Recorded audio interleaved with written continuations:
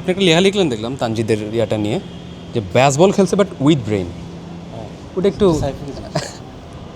Anyone যে কেউ answer করতে পারে। তানজিদের একটা ব্যাপার হচ্ছে, ওই পয়েন্টটা ধরে বলবেন যে উইথ ব্রেইন ব্যাপারটা ডিফাইন করবেন। উইথ ব্রেন সেই জিনিসটা বলতেছি, সেটা জুবাই কি লিখছে সেটা মানে জুবাই ভালো একটা কিন্তু আরেকটা ব্যাপার হচ্ছে যে তানজিদকে যখন টেস্ট টিমে নেওয়া হয় তখন সুমন ভাই আমাদেরকে মানে প্রেস কনফারেন্সে কি ব্যাখ্যা দিয়েছেন, চিটাগাঙে না অ্যাটাকিং ক্রিকেট নতুন করে নতুন অ্যাপ্রোচ অ্যাডপ্ট করবে, এবং তার তো আসলে ন্যাচারাল অ্যাবিলিটি, হ্যাঁ একদম বাসবল না মানে উনি ওটা বলছিল যে আমরা তো আর চাইলে বাসবল খেলতে পারবো না, এটা উনি ওই সেন্সে বলছিল না ঠিক আছে, তাইলে If I am not ওটা প্রুভ করে দিছে যে ব্যাসবল খেলছে আমরা বাট ব্রেইন দিয়ে, বাট হুইচ ইজ নট ব্যাসবল। হ্যাঁ মানে ধরো তাকে নেওয়া হয়েছিল আসলে অ্যাটাকিং ক্রিকেট শুরুতে একটু ওরকম, হ্যাঁ ফ্ল্যাম্বার্ট, যে কারণে দেখো যে সৌম্যর ইনক্লুশনটাও কিন্তু ওই কারণে, হ্যাঁ তাই না? না হলে তো আসলে জাকির বা যে কাউ এবার তিনি আসতে পারতেন, অন্যরা আসতে পারতেন, কিন্তু সৌম্যকে আনা হয়েছে এই কারণে, তানজিদকেও এই কারণে। কিন্তু তানজিদ যে খেলাটা খেলছে এটা তো তার আসলে ন্যাচারাল খেলা না, খুবই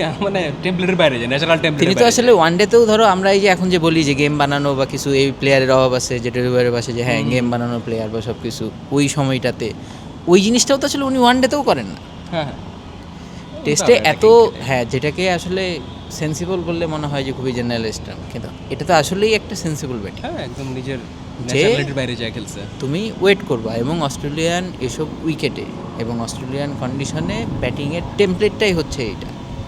এটা কিন্তু ধরো ইনফ্যাক্ট ট্রাভিস হেডও তাই করে, ডেভিড ওয়ার্নার কিন্তু এই টেমপ্লেটে ব্যাটিং করছে।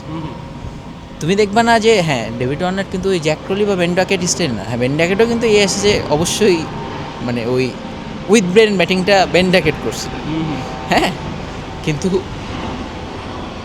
হ্যাঁ এই জিনিসটা হওয়ার পরে তুমি ইংলিশ সাপোর্টারদেরও ইংলিশ মিডিয়াতেও একটা শোনো তারি একটা সূক্ষ্ম হলেও একটা হাহাকারটা একটু বাড়ছে যে বাংলাদেশ এই জিনিস করতেছে, ইংল্যান্ড আমাদের সারা দুনিয়া, বাংলাদেশে সারা দুনিয়াতে আমাদের প্রিয় দল, হ্যাঁ বাংলাদেশ এই জিনিসটা করতেছে, তোমরা তাহলে ওখানে গিয়ে কেন পারতেছো না? কি করে আসছো? এটা একটা পয়েন্ট, আসলেই পয়েন্ট।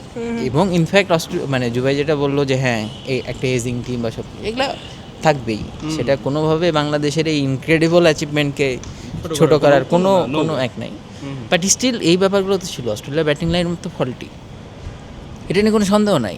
তুমি ধরো এইখানে তুমি দুইটা পেস বোলিং অলরাউন্ডার খেলাচ্ছ, তোমার যে ওপেনার সে বেসিক্যালি অ্যাক্সিডেন্টাল ওপেনার, দুইটা পেস বোলার অলরাউন্ডার খেলাইতেছে তো তাদের এজিং ফাস্ট বোলারদের রেস দেওয়ার জন্য।